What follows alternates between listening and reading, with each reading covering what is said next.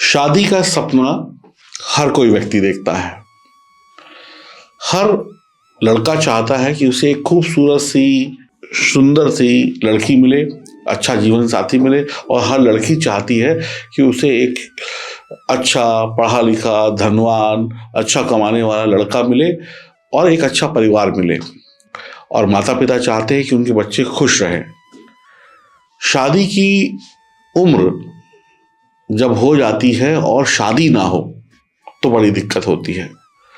हमने अपने समाज में देखा है कि शादी लेट हो रही है लोगों की। लोग पहले 20-21 साल में शादी कर लेते थे, अब धीरे धीरे 25 में पहुंचे, 30 में पहुंचे, 35 में पहुंचे, 40 साल की उम्र तक लोगों की शादियां नहीं हो रही हैं और वो बहुत परेशान हैं। लड़का भी परेशान, लड़की भी परेशान, परिवार वाले भी परेशान। दूसरा, हमने अक्सर देखा है कि शादी हो गई, उसके बाद तलाक हो गया, सेपरेशन हो गया, अब दूसरी शादी नहीं हो रही है, बहुत परेशान है। पहले वैवाहिक जीवन में कष्ट झेला, फिर उसके बाद दूसरी शादी के लिए स्ट्रगल कर रहे हैं।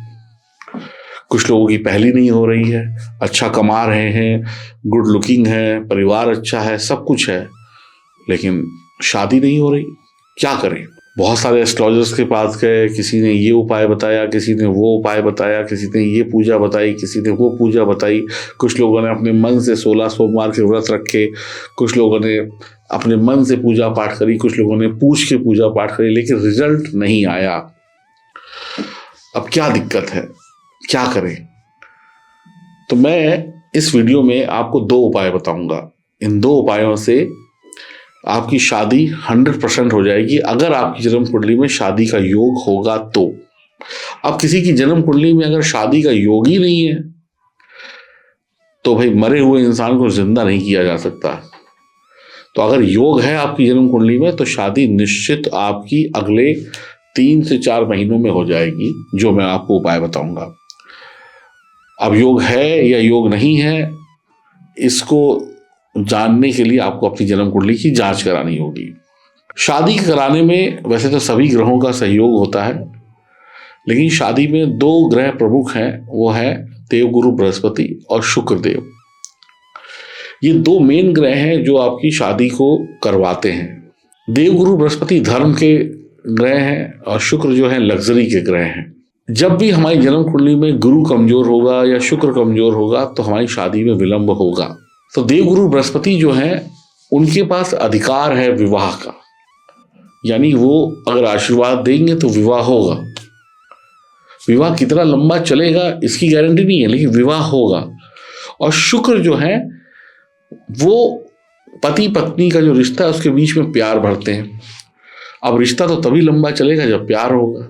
तो ऐसे 2 उपाय मैं आपको बताने वाला हूं, जिन उपायों से आपकी उम्र चाहे कुछ भी हो, आपकी पहली शादी हो, दूसरी हो या तीसरी हो, जिसमें विलंब हो रहा है, वो विलंब अब खत्म हो जाएगा। 3-4 महीनों के अंदर आपकी शादी फिक्स हो जाएगी या हो भी जाएगी। ये उपाय कॉमन उपाय है, इसे कोई भी व्यक्ति कर सकता है, कोई भी महिला पुरुष कर सकता है। इसमें कोई विशेष नहीं है कि ये राशि वाला करे या वो राशि वाला करे। कोई भी इस उपाय को करके जल्दी से जल्दी शादी के रिश्ते के बंधन में बंध सकता है। मैं फिर कहूंगा, अगर आपकी जन्म कुंडली में शादी के योग हैं तो। अब इस उपाय को करने के बाद एक और भी चीज इंपॉर्टेंट है। सिर्फ इस उपाय को कर लेने से शादी तो हो जाएगी, लेकिन जब शादी की बात चले तो लड़का और लड़की की दोनों की कुंडली की भी जांच प्रॉपर तरीके से करानी होगी, ताकि ये शादी लंबी चले, सारे जीवन चले और इस शादी में कोई अवरोध ना हो, कोई कष्ट ना हो, कोई परेशानी ना हो। तो चलिए जानते हैं पहला उपाय क्या है। तो सबसे पहले देवगुरु बृहस्पति को मजबूत करते हैं। अब देवगुरु बृहस्पति को मजबूत करने के लिए आप प्रत्येक गुरुवार यानी थर्सडे के दिन केले के पेड़ का पूजन करें।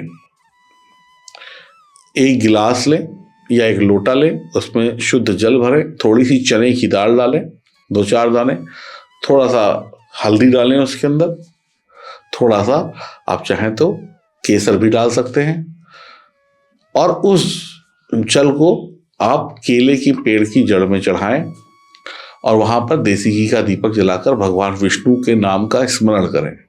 ये उपाय थर्सडे को होगा। लड़का या लड़की कोई भी कर सकते हैं। दूसरा उपाय, भगवान विष्णु के मंदिर में जाइए। 11, 51, 101 लड्डू बेसन के बनाकर लेकर चाहिए। अपने हाथ से बनाएं तो और बेहतर है। भगवान विष्णु को अर्पण करें और उनका आशीर्वाद लें। वहां पे बैठे हुए जो पुजारी जी हैं उनको कुछ दक्षिणा दें, उनको पीले कपड़े, पीले वस्त्र दान करें। और कुछ नहीं कर सकते, लड्डू बनाना अगर कठिन हो रहा है तो आप क्या करें, महीने की जो भी महीना आपका नेक्स्ट आने वाला है उसकी पहली तारीख को 4 किलो चने की दाल पीले कपड़े में लपेटकर, कुछ पैसे रखकर, एक पोटली बनाकर मंदिर में जाके पुजारी जी को दे। फिर उसी महीने की 15 तारीख को सेम ऐसे रिपीट करना है। एक पीला कपड़ा, उसमें चने की दाल और कुछ दक्षिणा रखकर आपको पुजारी जी को देनी है। यानी महीने में 2 बार। टोटल 8 किलो दाल हो गई और 2 रुमाल हो गए या 2 कपड़े हो गए जिसमें आप चने की दाल बांध कर देंगे और भगवान से प्रार्थना करनी है। ये उपाय आप करिए, आपका काम बन जाएगा। अब दूसरा उपाय जो है वो भी करना इंपॉर्टेंट है। दूसरा उपाय ये है कि आप ज्यादा से ज्यादा या कम से कम प्रत्येक शुक्रवार को जब सुबह स्नान करने जाते हैं या जाती हैं तो 1 कटोरी में दही लेकर जाएं, कर्ड।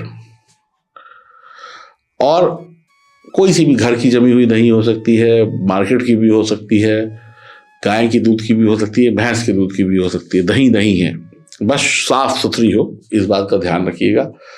वो दही लेकर आप अपने बाथरूम में जाएं और उस दही से अपने प्राइवेट पार्ट यानी गुप्तांग, महिला हो चाहे पुरुष हो, उससे उन दही से आपको अपने गुप्तांग को साफ करना है और फिर जैसे आप नहाते हैं वैसे नहा लीजिए। तो ये भी इधर गुरु के उपाय करिए, इधर शुक्र का उपाय करिए। बस मैं फिर कह रहा हूं, जो दही आप लेकर जाएंगे वो साफ होनी चाहिए, शुद्ध होनी चाहिए, ठीक है। अगर आपको दही से एलर्जी है, हो सकता है कई लोगों को दही से एलर्जी होती है, तो वो लोग दूध का इस्तेमाल भी कर सकते हैं। अगर दूध और दही दोनों से एलर्जी है तो फिर आप एक काम करें, आप मंदिर में आलू का दान करें। लेकिन अगर आप दूध या दही से अपने गुप्तांग साफ करते हैं, खासकर दही से, तो ये अच्छी रेमेडी है। नहीं तो आप आलू का दान कर सकते हैं। आलू का दान कितना करना है ये आप अपने हिसाब से देखिए। तो बृहस्पतिवार को आपने भगवान विष्णु की उपासना की और शुक्रवार को आपने अपने दही से आपने स्नान किया। ये उपाय लड़का या लड़की कोई भी कर सकता है, किसी भी उम्र का कर सकता है। तो शीघ्र अतिशीघ्र उसके जीवन में कहीं ना कहीं से जीवन साथी के आने की सूचना मिल जाएगी और जो लड़का या लड़की मिलेगा वो भी अच्छे परिवार का, अच्छा खाता कमाता मिलेगा या संपन्न लड़की मिलेगी, संपन्न परिवार से।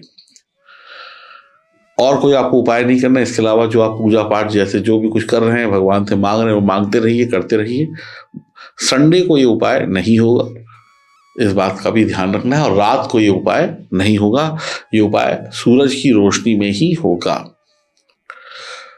आप देखेंगे कि महीने, 2 महीने, 3 महीने के अंदर आपके जो रिश्ते ही नहीं आ रहे थे वो रिश्ते आने शुरू हो जाएंगे और कहीं ना कहीं पे आपकी बात भी पक्की हो जाएगी। तो अब आपको दोनों उपाय समझ में आ गए।